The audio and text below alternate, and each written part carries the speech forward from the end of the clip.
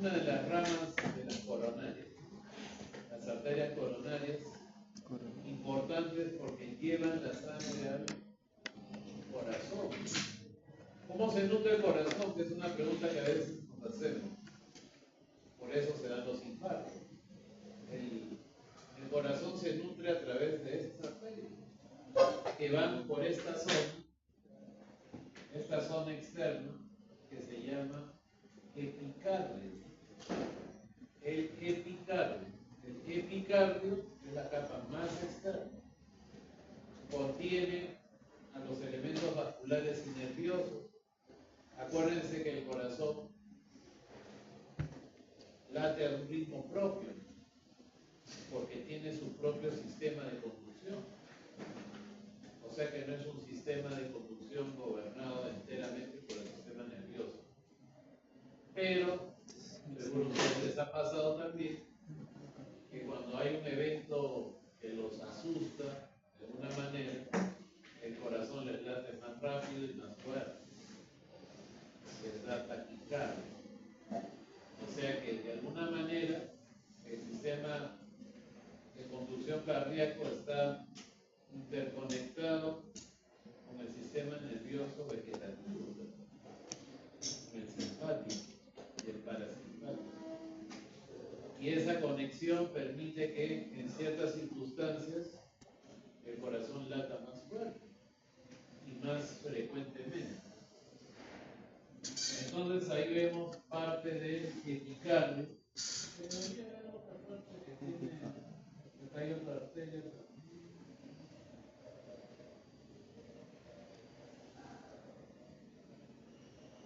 De repente en algunos cortes se ve un poquito más de grasa, como acá que se ve un poquito más, acá. Porque mucho del epicardio es tejido adiposo unilocular. ¿Por qué les digo esto? Porque esa grasita que habitualmente debe tener el órgano a veces es demasiado gruesa, demasiado tejido adiposo, sobre todo cuando nuestra dieta no es la mejor.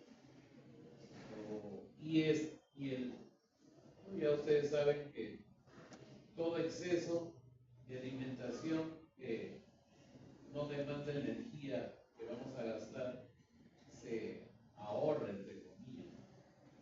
¿Y cómo es la forma de ahorrar más fácil del cuerpo humano? Es convertirlo en grasa. Entonces, así como el tejido subcutáneo que tenemos se va engrosando, también nuestras vísceras se van llenando de grasita. Entonces, con el tiempo, este órgano es un órgano que se llena más y más de grasa, sobre todo en el epicardio. Y eso genera pues un problema para que el corazón haga su contracción. Entonces, es lo que se llama grasa visceral, pero se deposita acá en esta zona llamada epicardio.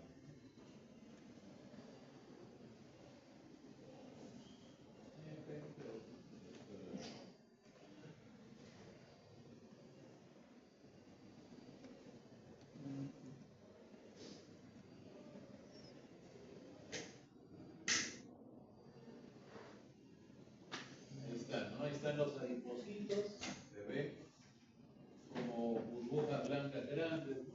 Ahí están, con su núcleo periférico. Y acá está la capa más externa del epicardio. Esa capa más externa del epicardio que lo rodea es un epitelio plano simple. Por ahí van a ver algunas células planas. Por acá, por aquí, de lo que se llama el pericardio. El pericardio visceral. Ahora, si ustedes dirían, ¿no? Pero bueno, si hay un pericardio visceral, hay un pericardio parietal, ¿no? ¿Dónde está? Debería estar por acá. Y este espacio es el espacio pericárdico. ¿Ya? Entonces acá debería estar el pericardio parietal, pero pegado ¿a dónde? A la cara interna de las costillas. Entonces, ahí se forma el espacio, es una membrana que cubre a todo el corazón y lo preserva, porque la idea es proteger al órgano, en realidad. Ya, entonces, todo esto es el epicardio, este es el pericardio visceral, estas son los adipocitos, ya vimos que hay arterias también.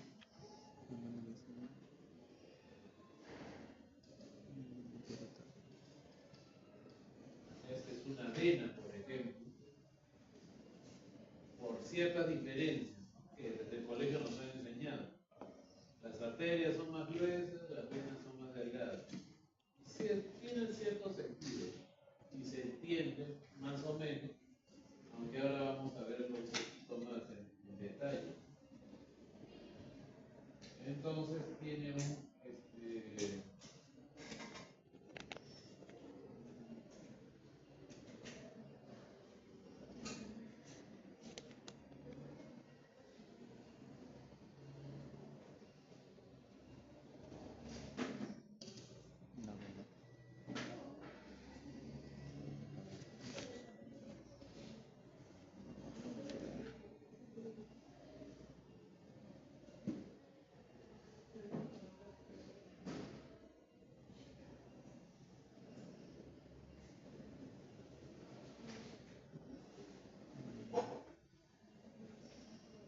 entonces, ya vamos a ir viendo por qué es una vena, pero métanse la idea de que así como hay arterias, también hay venas.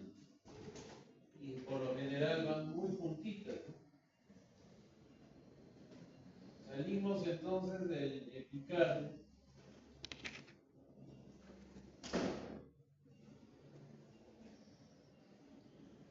Y vamos a la zona más amplia, que es el miocardio, que es puro músculo, como están viendo.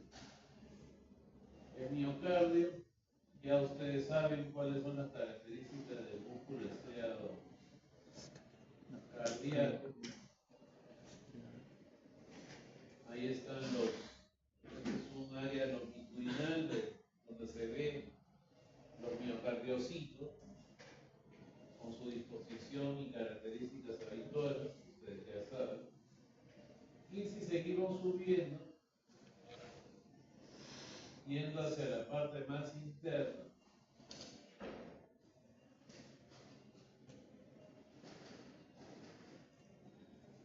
y acá ya está la sangre, vamos a llegar a esta zona que es muy delgadita.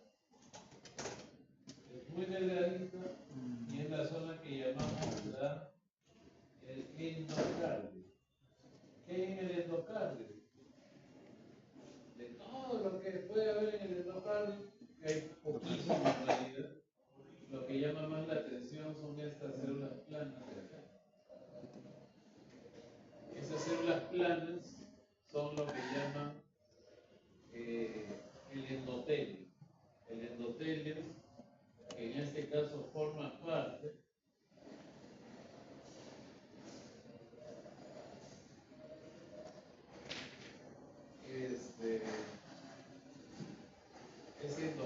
ese endotelio forma parte del endocardio, ¿ya?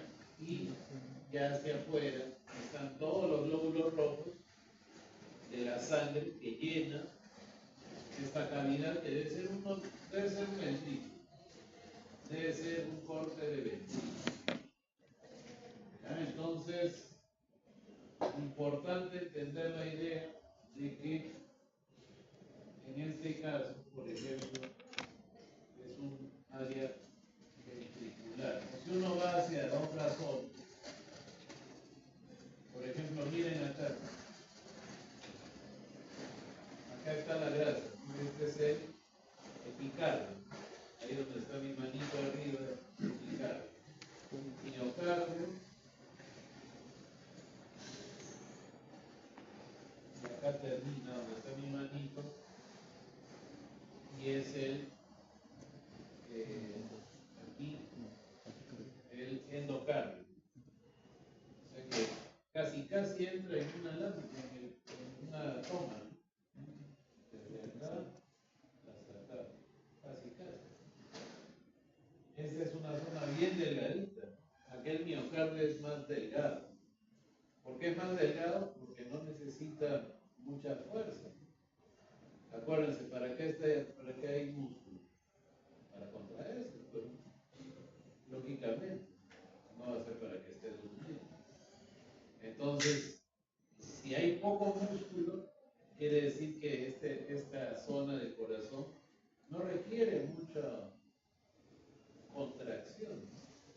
Y ya nosotros sabemos, por los conocimientos anteriores, de que las cavidades que no requieren gran potencia de contracción son las aurículas. Las que sí requieren potencia son los ventrículos.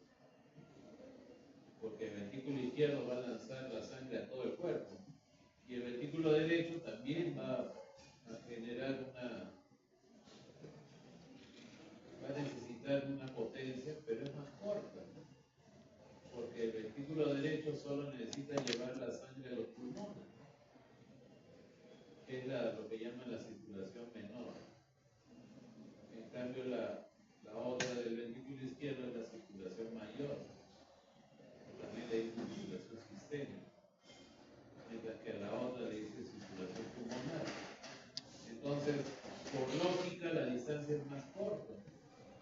Y como es más corta, necesita menos potencia. Por eso necesita menos músculo. Entonces, esta zona de acá, este corte debe ser de la aurícula. Mientras que el otro que vimos hace un rato debe ser de uno de los ventrículos. Entonces, eso respecto al corazón.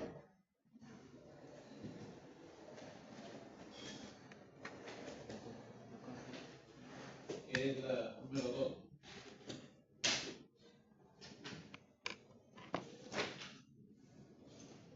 Luego vamos a ver la número 25 para ir en la secuencia.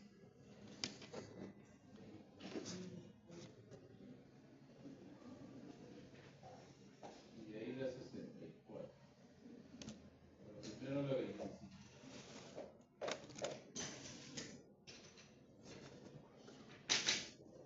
La 25 también es una estructura que ya hemos visto anteriormente. Es la arteria aorta. Pero ustedes dirán, pero esta aorta es bien chiquita. Claro, es que no es de humano, es de un mamífero. Pero aún así nos sirve con la idea de poder entender, así como el corazón tiene 3 capas, ¿no? Las arterias, dicen los entendidos de esto, que las arterias continúan con la misma secuencia de 3 capas, solo que tienen otros nombres, porque la lógica es otro orden. Ya no es epicardio, miocardio y endocardio, ya es lo que llaman la capa, la adventicia, la media y la íntima. Entonces vamos a ver las 3 capas.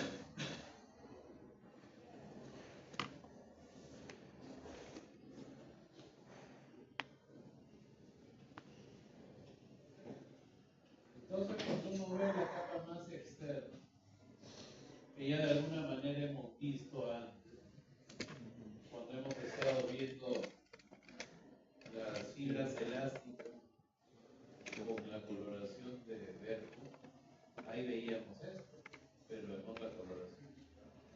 Entonces, la zona más clara, esta, que tiene fibras más laxas, es lo que llamamos la adventicia.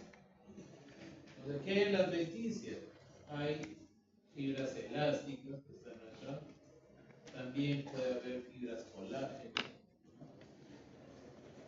y están los elementos que van a nutrir a esta arteria grande que es la aorta, que es lo que llamamos nosotros la vasa vasorum.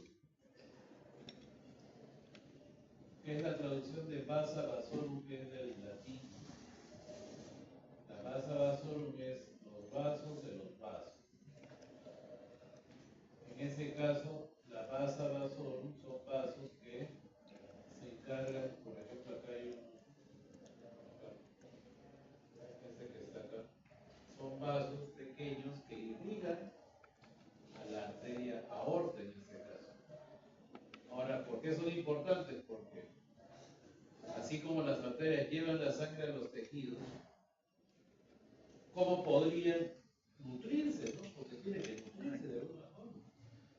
No es, como dicen, no viven solo para cumplir con el deber y no comen, tienen que comer.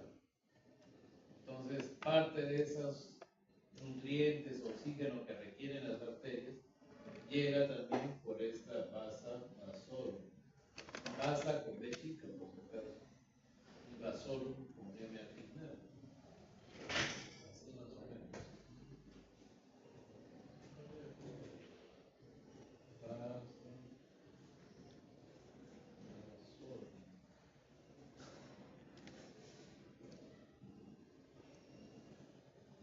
Vasa, vasorum. Entonces, pero así como hay vasa vasorum, también hay los nervios que llegan a los vasos. Eso es el nervo vasorum.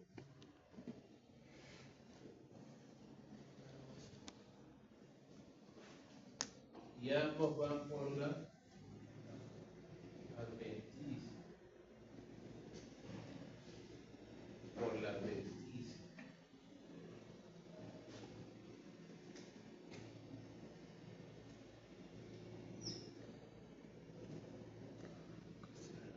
En la capa media, ¿qué hay?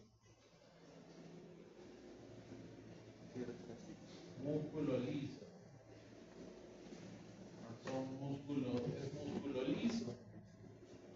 Algunos dicen que el músculo liso diferencia las arterias. Dice que las arterias de gran calibre tienen de 20 a 40, ¿no? Filas concéntricas de miocitos, ¿no? De 20 y 40 anillos de miocitos. Las arterias de mediano calibre tienen entre 20 y 10. Y las arterias de pequeño calibre, que es menos de 10. Ahora, las arterias de gran calibre también le dicen elásticas. A las arterias de mediano les dicen musculares.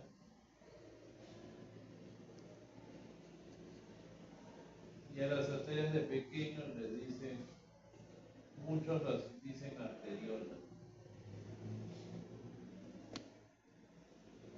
Entonces, el músculo liso va a definir mucho de lo que es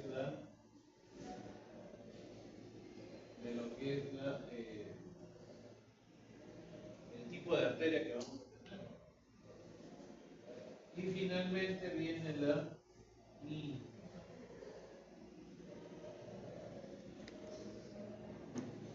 En la íntima ya hablamos hace un ratito, ¿no? Endotelio.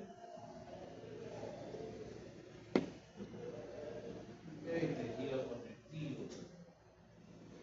No, no hay mucho en esa. De todas las tres capas es la más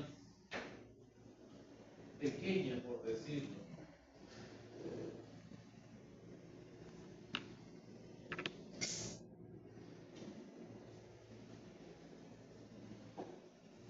¿No? Y lo bueno es que esta orden tan pequeñita entra toda, no es una sola.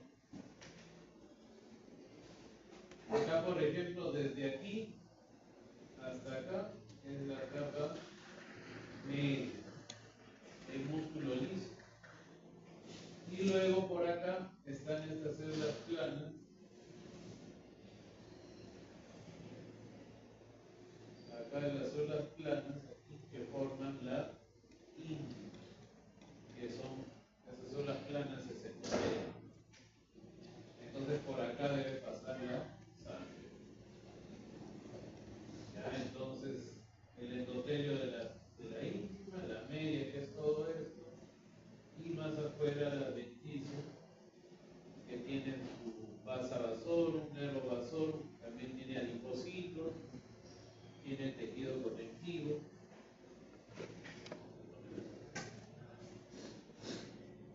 Tiene tejido adiposo,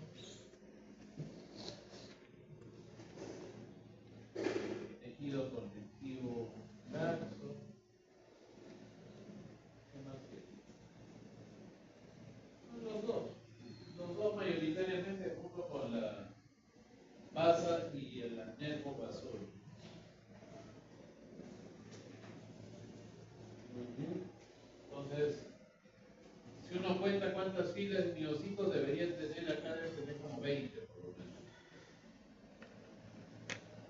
mamífero, por eso no es el calibre habitual, ¿no? Cuando uno se imagina la aorta de un humano, por lo menos mide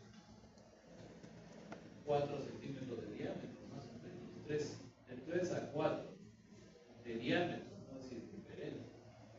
O sea que no es eso, sino que este es de otro animal. ¿Ya? Entonces, la aorta.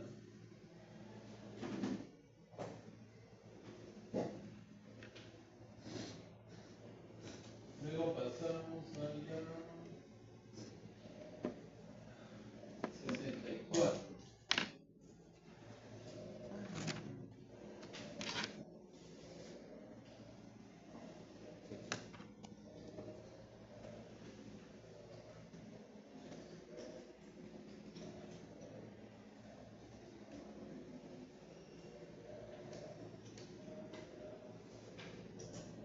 La 64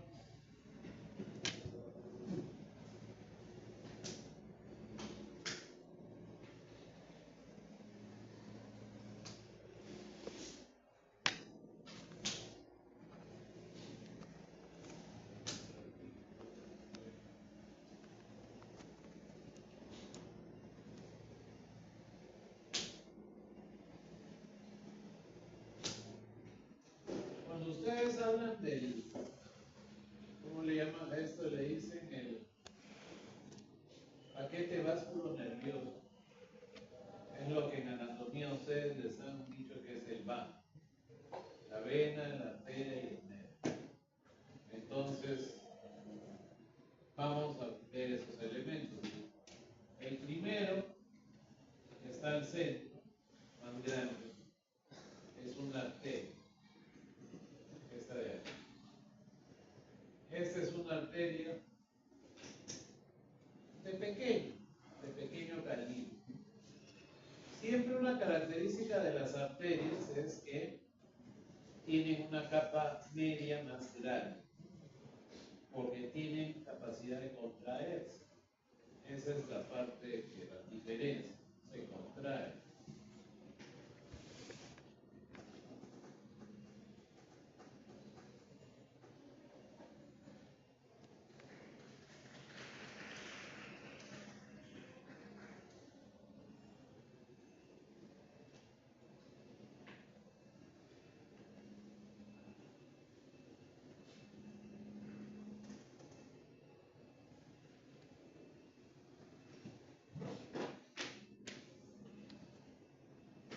¿Ya? Entonces, tiene igual las tres capas, ¿no? Íntima, media y adventicia. Solo que las adventicias, que ustedes ven,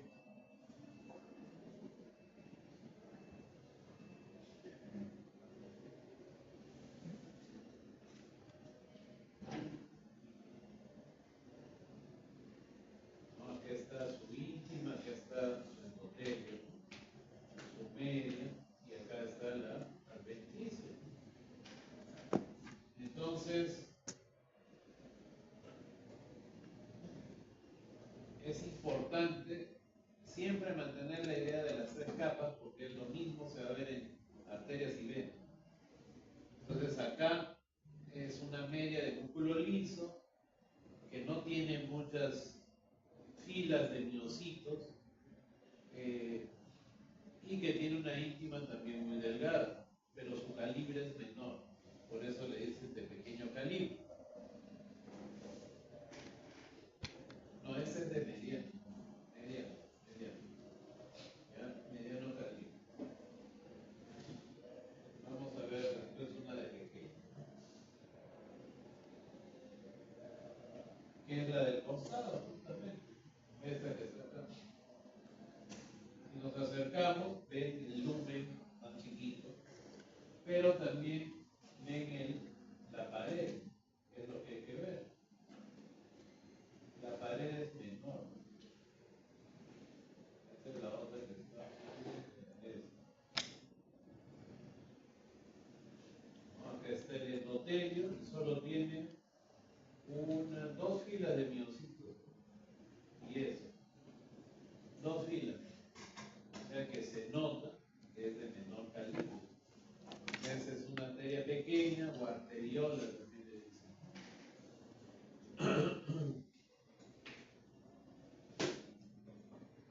¿Qué más hay en la lámina? Entonces, arteria de mediano, de pequeño.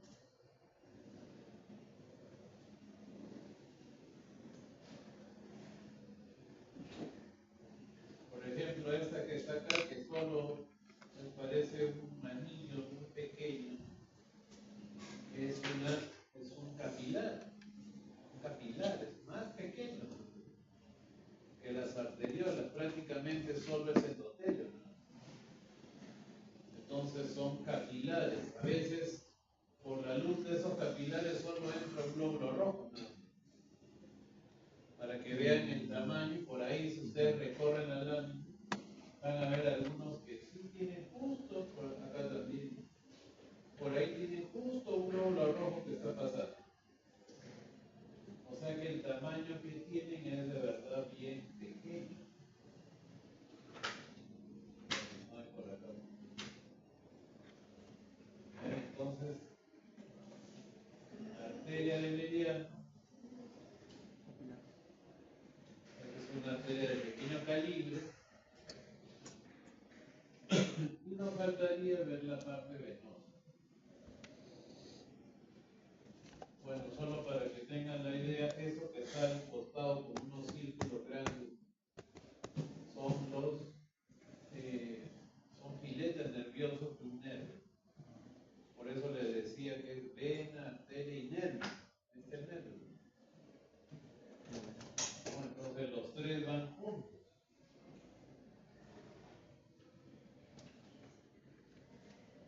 Entonces, yendo un poco a la parte venosa, vemos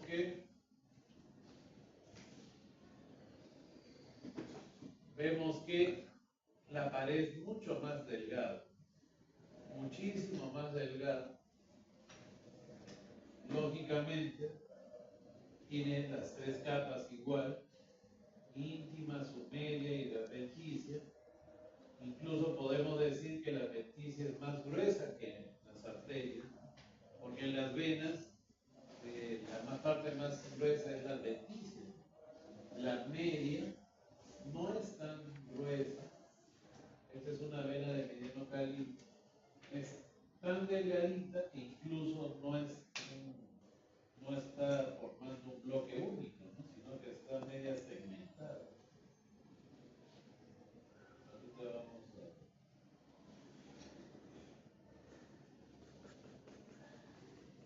No es tan delgado que solo son 1, 2, 3, 4, 5 filas de miocitos, y por ahí, entre sus fascículos de músculo, se mete el tejido conectivo, porque en realidad las venas no se contraen, o al menos no requieren contraerse con fuerza. Entonces es menor su función es muy pobre en cuanto a lo que es su estructura. No requiere mucho músculo, por eso no tienen tanto músculo. Luego tenemos la adventicia, que es quizá una capa más gruesa acá, ¿no? Que es toda esta capa rosada desde acá hasta acá. La adventicia, que es, digamos, la más grande de las capas en las venas. Y luego por acá está el endotelio plano, que es parte de la íntima. Íntima, su media, que es muy delgada, y la adventicia, que es más amplia. Y hablamos por qué las venas no requieren una capa media.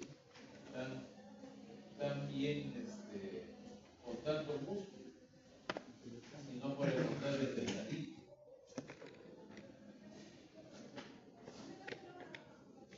Entonces es una vena de mediano calibre. Y luego vamos a ver si hay alguna vénula. Las vénulas son delgaditas, y siempre algo que tienen que tener en cuenta las arterias y las venas, que las las venas son deformables. ¿Qué quiere decir deformables? Que forman diferentes formas. A veces se colapsan y se aplanan. Acá hay otras, ¿no? Más pequeñas. Esa es la del costado, es una vena mediana y esta es una vena pequeña. Y ven su capa ahí más delgada todavía que la otra. Más delgada. Y lo que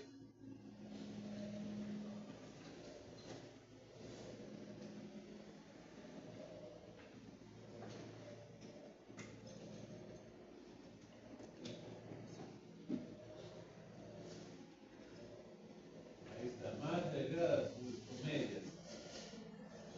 Que hay una y está metido el tejido conectivo ahí. O sea que es prácticamente, no necesita, no tiene una media muy importante.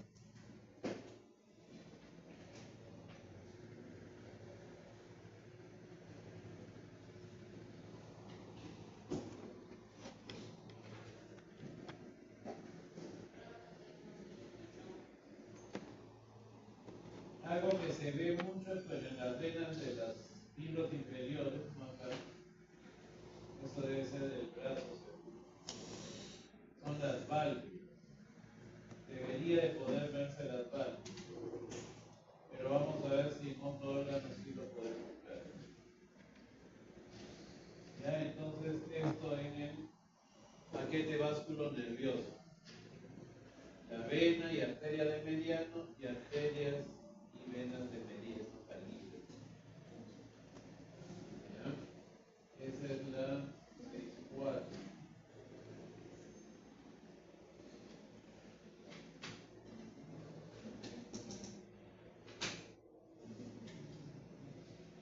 La 5.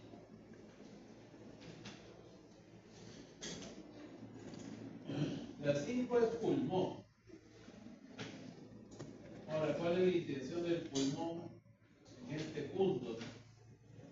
La intención del pulmón no es pues, ver el órgano todavía. Es ver la parte vascular del órgano. Ver los vasos que tiene el órgano. Porque acá también hay un vaso. Ya lo vamos a encontrar. Pero esta, ¿qué debe ser? ¿Una? ¿Qué debe ser esto? Claro, porque yo en el examen le puedo poner aquel puntero. No estoy poniendo, no me van a decir, doctor, no hay nada. No es que estoy marcando el hueco. Estoy marcando el espacio que está formando la estructura. Entonces la estructura, y acá vemos su pared, es una vena, ¿no? Una vena de mediano calibre.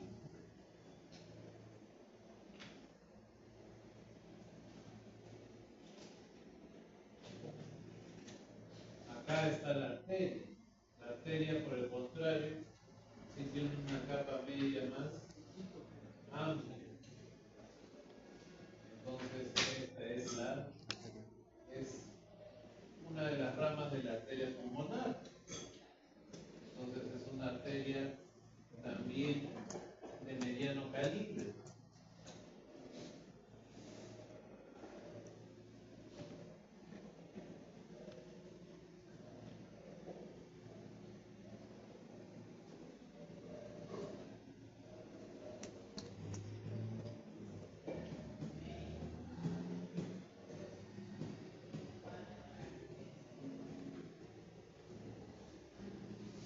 Ahora, no hay que olvidar, por ejemplo, ¿no? Esta de acá, ¿qué será?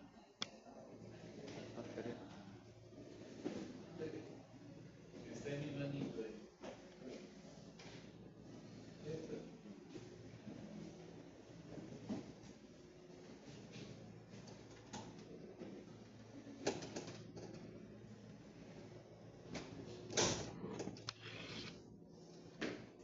Es una arteria pequeña.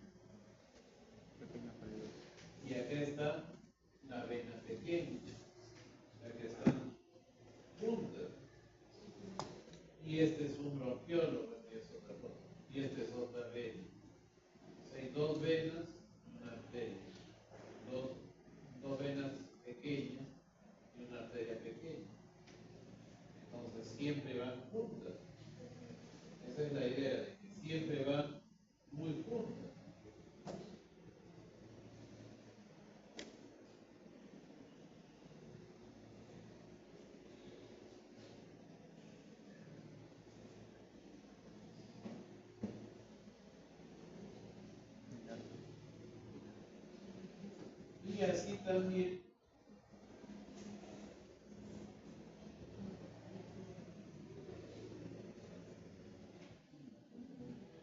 acá también, ¿no? Miren, ahí está la arteria. Este es el bronquiolo que no viene al caso. Lo que falta es la vena. No está cerca. Bueno, salieron los dos.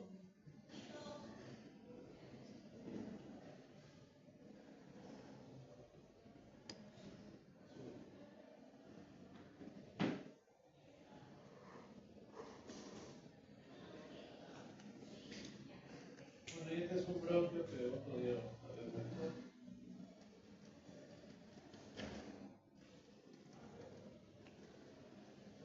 Por ejemplo, ¿no? Esta es una vena. Miren cómo se ha aplanado. Parece como un Y así. Entonces, esa capacidad de ser muy, muy, muy elástica solo la tienen las venas. Jamás van a encontrar una arteria que tiene una forma grande por acá, luego se achica y luego otra vez se expande. Jamás van a encontrar así una arteria, pero sí en las venas. Las venas muchas veces toman unas formas bien caprichosas, bien raras, si no es poco decir. Pero acá hay otra arteria, acá está una arteria pequeña y una vena pequeña. Entonces, capa media más delgada, menos miocito, una adventicia más amplia para la vena y para la arteria siempre pues una media más amplia, porque las arterias sí se contraen. ¿Ya? Entonces, eso es la número 5, es pulmón. Entonces ahí van 4, nos faltan 3. Las 3 que nos faltan, quizás la más importante es la número 28. La número 28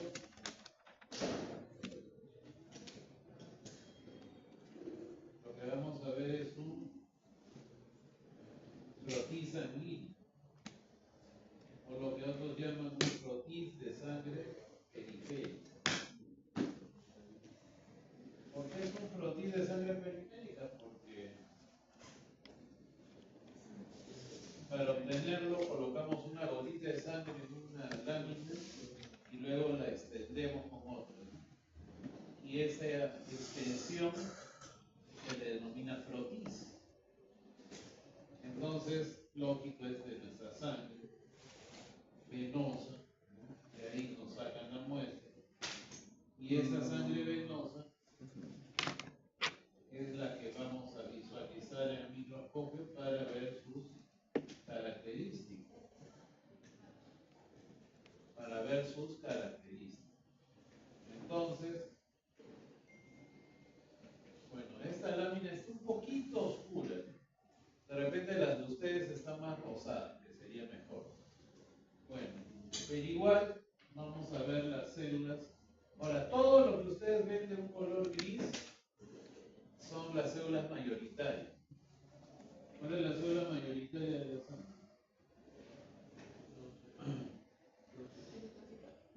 Claro, son glóbulos rojos.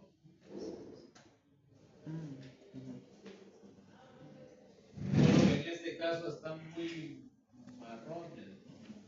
Entonces no se ven bien, pero si las de ustedes están mejor, probablemente se van a dar cuenta de que son células rosaditas, redonditas, que no tienen núcleo.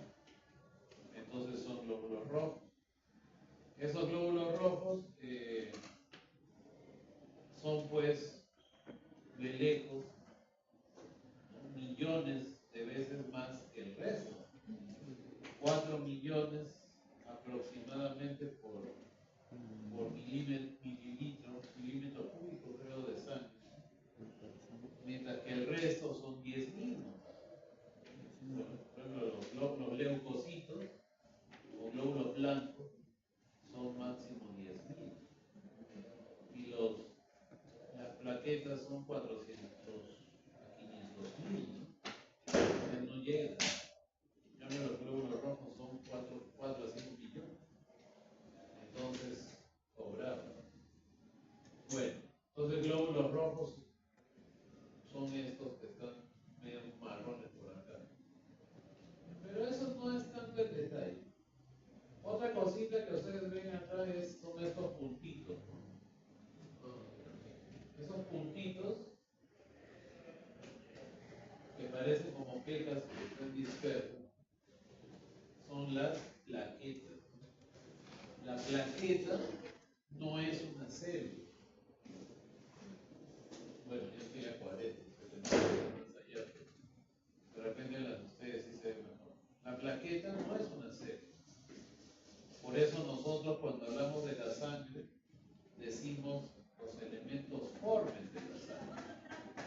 ¿Por qué elementos formes de la sangre? Porque cuando decimos elementos formes de la sangre hablamos de las que son células y de lo que no son células. ¿Cuál es el requisito indispensable para que un elemento sea considerado célula? ¿Qué debe de tener para ser considerado célula? Ya, muy bien, núcleo. Así es. Pero, ¿por qué el glóbulo rojo es considerado célula si no tiene núcleo? ¿Por qué? Porque no tiene. Sí tiene.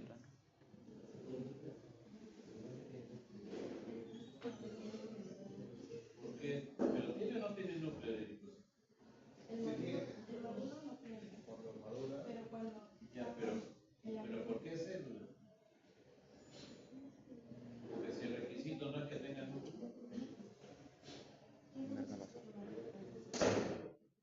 ¿Por qué? Claro, por ahí creo que estaban diciendo. Claro, porque en su proceso sí tenía núcleo. Que lo pierde, por ¿no? Como dicen, ¿no? Es como, no creo que ustedes lleguen a ese punto, ¿no? Es como cuando Carrión se inmoló y se inoculó la verruga para probar cómo se sentía y ver el cuadro clínico. Algo así hace el eritrocito, ¿no? Sacrifica su núcleo para poder cargar el grupo M de la hemoglobina que va a cargar el oxígeno. O sea, sacrificó su núcleo por un bien mayor, ser la célula que transporte el oxígeno a la célula. Entonces, pero sí es célula por eso, porque sí tenía. En cambio, la plaqueta jamás en su proceso evolutivo tiene núcleo. Incluso la plaqueta es definida como un fragmento del citoplasma del megacariocito, o sea que no es célula. Que el megacariocito tenga su núcleo es cierto, sí lo tiene, en médula ósea, pero la plaqueta no tiene ni un pedacito de eso, porque solo es un fragmento del citoplasma del megacariocito, entonces por ahí no va el asunto. ¿Qué más? Nos interesa ver estas otras. Por ejemplo, esta que está acá más grande es uno de los denominados glóbulos blancos, cuyo núcleo ocupa casi todo su citoplasma y tiene un diámetro como de 7 a 10 micras más o menos. Ese es el linfocito.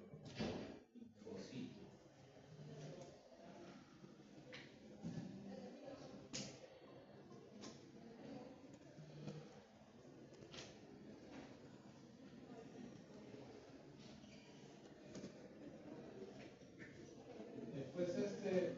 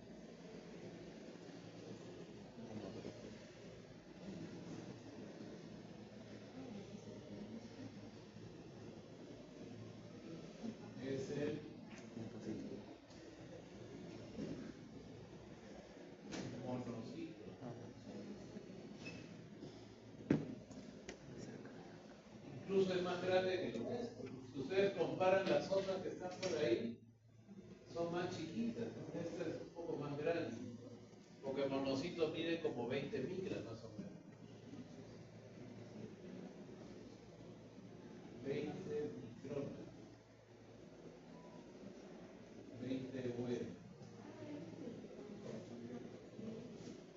Y ese monocito va a dar origen luego a las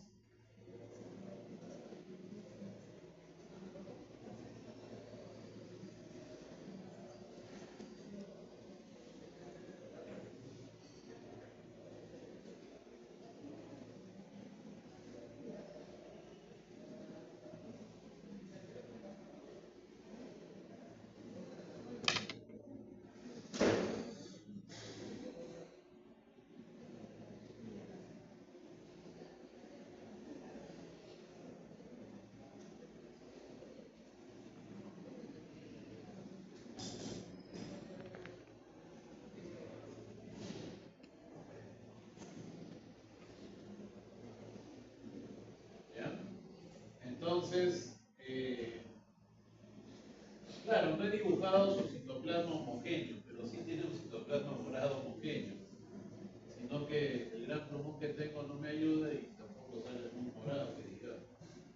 ¿Ya? Pero tiene esa muesca ahí, ¿no? Tiene como una hendidura en su núcleo acá, ¿no? Que le da un aspecto a su núcleo, le dice núcleo en forma de riñón, ¿no? Un núcleo arriñonado, dice, o un núcleo en forma de alforja, dice el mundo. Entonces, monocito. Este otro más chiquito, no sé si les traigo, más chiquito que está en mi manito, tiene una forma media parecida, es más chiquito.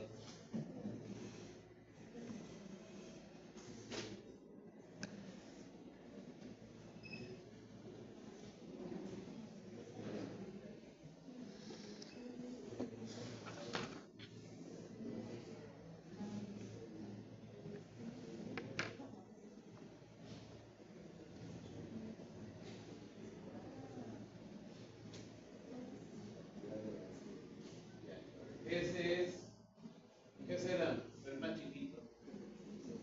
Este mide entre 10 y 14 micras. ¿Qué será? Ese es un neutrófilo abastonado.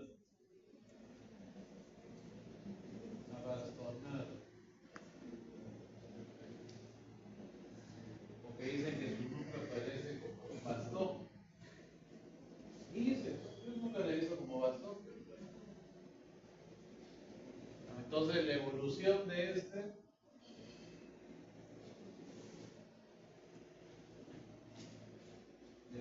si somos más o menos, es el segmentado.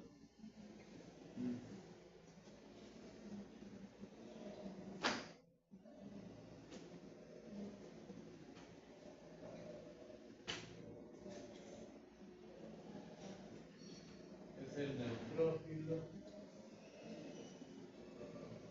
segmentado.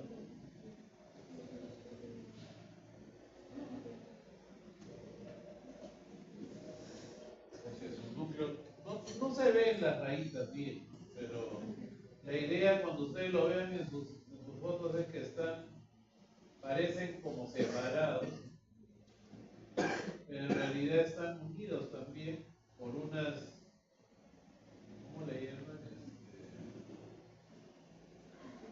Tienen unas proyecciones estrellas que hacen que esos tres lóbulos parezcan, o sea, no son tres núcleos, ¿eh? Sino es un núcleo de tres lóbulos, ya segmentados, igual. Y el linfocito, que es todo más chiquito que eso, el linfocito será pues así más o menos.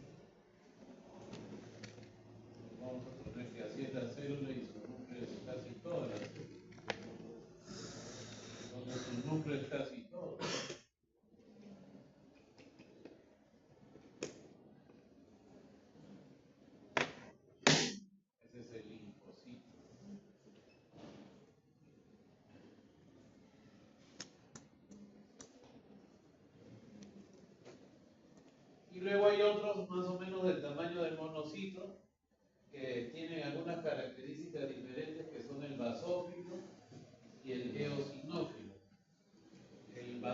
basófilo que da origen luego a lo que llaman las células al mastocito, ¿no? Que es otro diferente. No sé si ustedes han escuchado a esos que tienen alergia, ¿no? Por ejemplo, cuando comen alguna fruta y les enronchan, pues. O tienen una alergia a alguna sustancia de la ropa a veces, ¿no? Y les sale ronchita.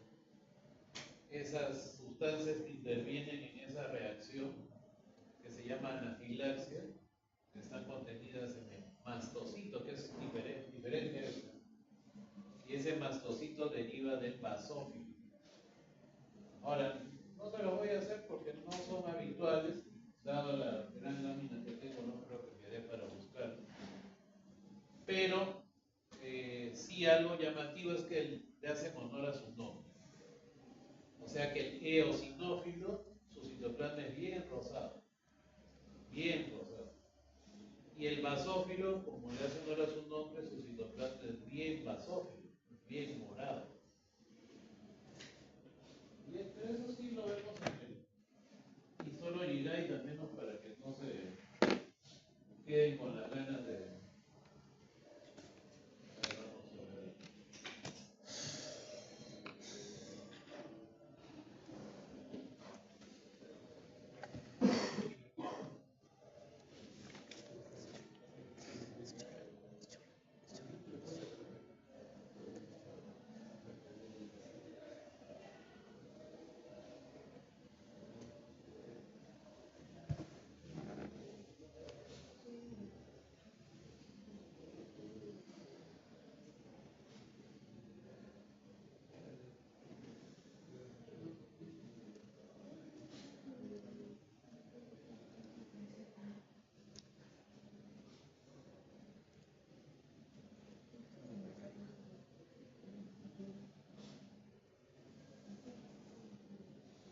Por ejemplo, así se debería ver la mía, ¿no? Ahí se ve bonito los glóbulos rojos, que son unos discos bicóncavos, dicen. Y ahí también entre ellos se ven las plaquetas, ¿no?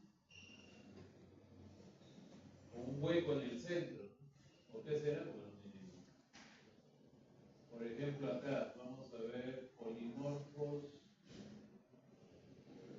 Bueno, es un poco deformado, ¿no? Pero la idea es que ese polimorfo es como el segmentado que he dibujado ahí, solo que es un poquito deformado. A ese está mejor. Ya, este es un segmento, un abastonado. Es un abastonado, solo que su núcleo está medio pegado, ¿no? Pero es un abastonado. Ahí está el segmentado con ahí está su puente de cromatina. Ahí se ve como una línea que une los dos, uno de los glóbulos con el otro. A eso le dicen puente de cromatina. Ahí están más segmentados y otros segmentados. Bueno, acá hay eosinófilos. Para que tenga eosinófilos, tengo que tener unas situaciones muy particulares. Número uno, si quiero ver varios eosinófilos, tiene que ser una muestra de alguien que tenga parásitos. O alguien que tenga una de esas reacciones alérgicas, ¿no? Como el asma, por ejemplo, o alguna alergia a algún fármaco o al alimento. En ellos está aumentado el número de eosinófilos por ese motivo. Entonces es importante, y ahí están los gránulos del eosinófilo. Dicen que su núcleo es como dos ojitos, ¿no? Es más o menos del tamaño de, ¿no? Más o menos, y su núcleo es como dos ojitos.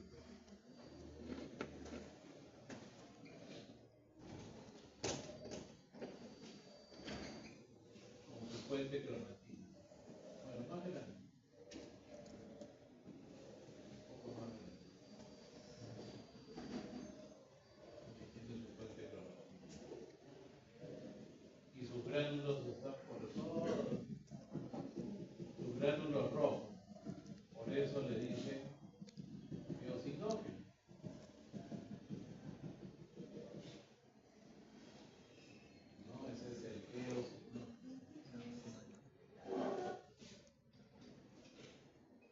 ustedes revisan en la fórmula, no es más entre el 0 y el 1%, o sea, casi nada, cuando es normal, ¿no? Y mide como 24 micras, ¿no? Y lo mismo es el basófilo, solo que sus gránulos son morados. O sea que es casi la misma forma, solo que sus gránulos son morados. Entonces,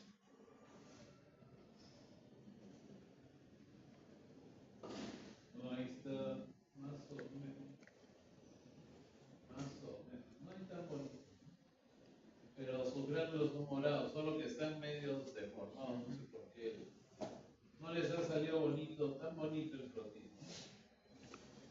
Y a linfocitos, ahí está. Y ese es igualito en el linfocito. Ahí está, ¿no? El núcleo ocupa casi todo el citoplasma. Ahí está otro. Y deben estar los monos acá.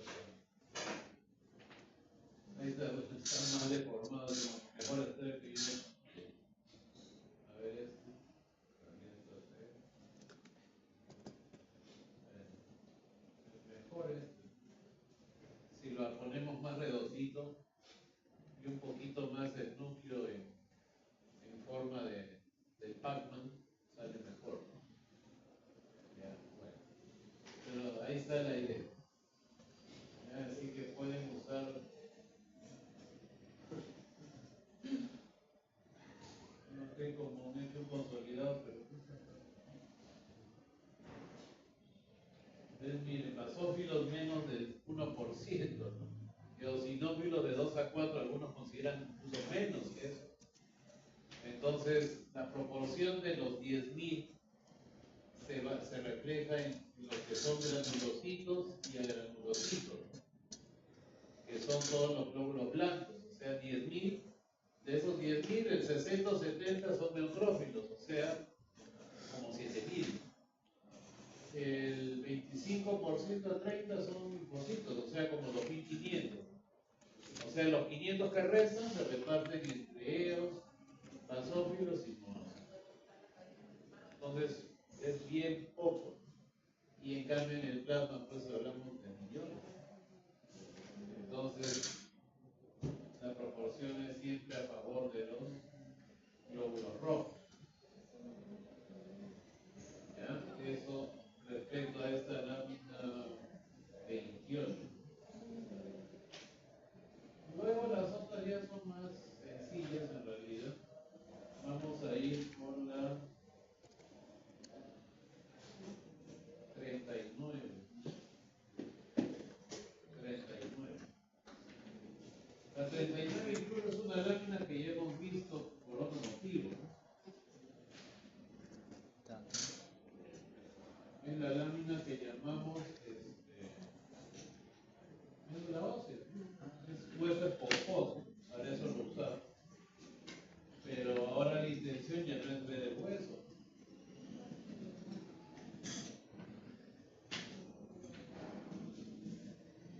Sino es ver esas células que están en el canal medular, que son los precursores hematopoyéticos. Cuando uno habla de precursores hematopoyéticos, se tiene que meter en la idea de que tenemos 3 series hematopoyéticas. La serie eritroide, la serie mieloide y la serie megacariocítica. Entonces, de cada serie van a salir varios. Quizá la más amplia es la que llama la serie mieloide, porque ahí está toda la serie blanca. O sea, están los neutrófilos, los eosinófilos, los vastos, de ahí salen todititos. Y tienen diferentes precursores que no vamos a entrar en detalle, pero que cuando ustedes lean su libro, que lo hacen, van a darse cuenta que son precursores que van cambiando desde la médula ósea hasta el elemento maduro que está en la sangre periférica. ¿Qué quiere decir? Que todo lo inmaduro está en médula ósea. Todo lo maduro sale a la sangre periférica. periférica. Eso es en una situación normal, ¿no? Cuando ya nosotros entramos en lo anormal, ahí vienen las consecuencias patológicas o las enfermedades. Una de ellas es la leucemia. La leucemia es una enfermedad por exceso de blastos, pero no en la médula ósea, sino un exceso de blastos en sangre periférica. Si sabemos que los blastos son los precursores y que su lugar es la médula ósea, cuando llegan a la sangre periférica es porque algo raro está pasando, algo anormal, por decirlo así. Estos blastos que están acá deben salir a la sangre periférica ya listos, ¿no? El glóbulo rojo debe salir sin núcleo. Si yo encuentro un eritroblasto en la sangre periférica, ¿por qué hay un eritroblasto en la sangre periférica si con su núcleo, si deberíamos tener solo eritrocitos? Sin núcleo. Entonces hay eventos y enfermedades que alteran a estos blastos que están en la médula ósea y generan un gran número de enfermedades.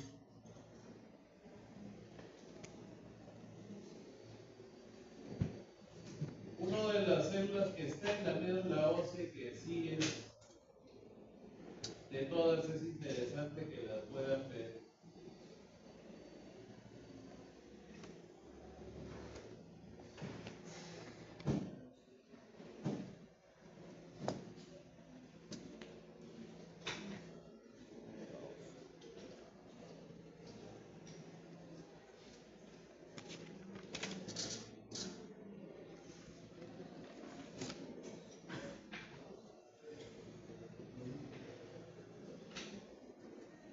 Es esta grande, que es como 3.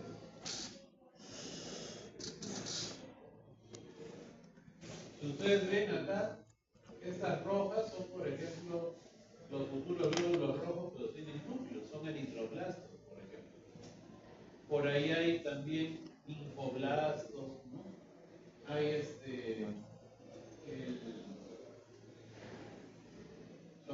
el mieloblasto, que es precursor de todo lo que son los monocitos, por ejemplo, ¿no? Los linfoblastos, precursores de los linfocitos. Pero no vamos a entrar en ese detalle, solo quiero que se enfoquen en estas 3, que salen del patrón de tamaño del resto, son mucho más grandes. Esos son los megacariocitos. Los megacariocitos de los que derivan las plaquetas, porque son pedacitos de tu citoplasma. Entonces, estos megacariocitos son elementos que están solamente en la médula ósea y miden como entre 40 y 50 micras. Por eso son mucho más grandes que eso. Entonces, 40 a 50 micras es un tamaño que sale del patrón del resto de células, que está pues entre 24, 20, hasta más, hasta menos. Por ejemplo, el linfocito mide 7 micras, 7 a 10 micras. El glóbulo rojo mide como 14, más o menos.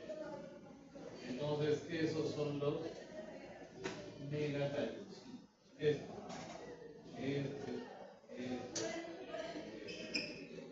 Tiene un núcleo multilobulado. Tiene un núcleo multilobulado.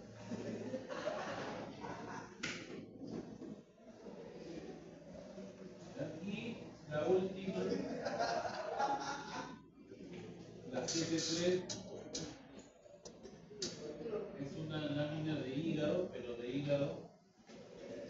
hígado fetal. Ahora, ¿por qué le mostramos una lámina de hígado fetal? Para entender, y creo que un grupo lo va a hacer más adelante, un poco el tema de la hematopoiesis. La hematopoiesis es la formación de los elementos formes. ¿Cómo se originan en la médula ósea y cómo siguen una serie de procesos hasta llegar a su elemento adulto que debe estar en sangre periférica. Pero ese proceso de hematopoiesis también ha sufrido cambios desde que estamos en nuestra etapa fetal hasta que llegamos a la etapa adulta. Entonces el hígado, que es el órgano que vemos acá,